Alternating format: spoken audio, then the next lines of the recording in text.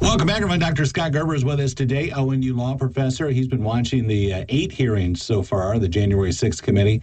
Anything that stood out to you, anything that changed your mind along the way, and you think, okay, I think the ex-president may be in some hot water here? I thought the House Select Committee did a terrific job in telling an interesting story.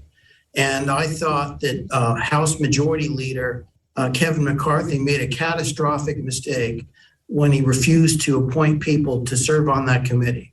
So you have 2 Republicans that voted to impeach Trump, and then you have Democrats that voted to impeach him.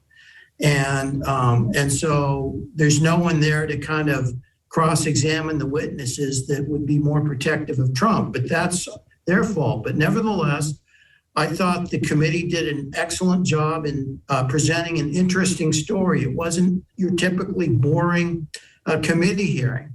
And I've read that they were assisted by a former president of ABC News in terms of how to present the story in a way that would inform and entertain the American people so they would pay attention.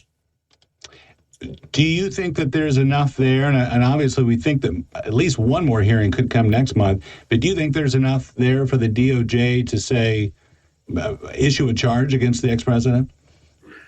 I do. And I'm not a criminal lawyer, but I've been following this and reading about it and all of that. And there's no question in my mind that the former president interfered with the operations of the government, because the Congress literally had to stop counting the electoral votes and run into hiding because people were storming and breaking into the building.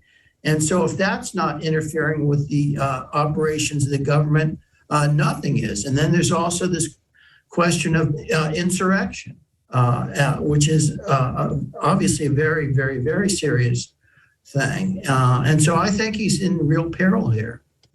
Just on a side note, it did shock me to hear that the president truly did want to march up with the Capitol with everybody else. Secret Service said, yeah, you're not doing that or we wouldn't be doing our job. Did that surprise you as much as it did a lot of people?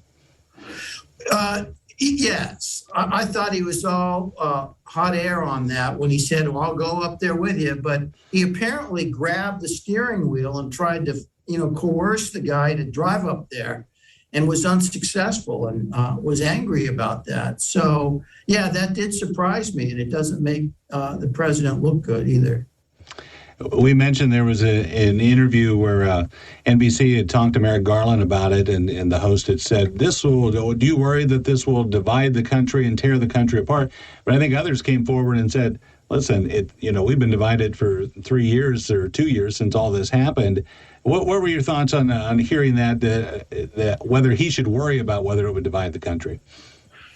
I don't think he should worry about it. That's not his job. He's not a political official. He's supposed to just go where the evidence leads him. And I know some people still think that the election was stolen. I don't think that's a credible position to take. And I know people still want to defend the president to his death and all of that.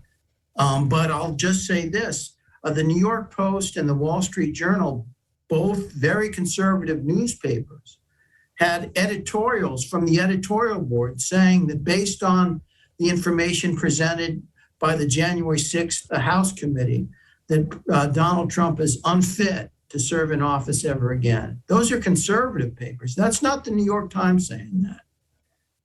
Let's put on our political hat real quick, if we could. What do you see this? Because there does seem, polling seems to show that there is some drawback of Republicans from Trump and more to DeSantis and those folks. Do you think that momentum continues to another candidate for the next election? Yeah, I've never thought that that Trump would be the Republican nominee again. Well, one, he's been impeached twice already. You can find a candidate that hasn't been impeached twice. And then he already ran and lost, and now this. So there are other people that could run and probably win, like DeSantis or, Liz Cheney. I know a lot of the Trump supporters hate Liz Cheney, and she probably won't even be reelected to the House, but she's impressed me quite a bit. And her father is no lefty. Her father was the former vice president of the United States, who's very, very conservative, and she's very, very conservative.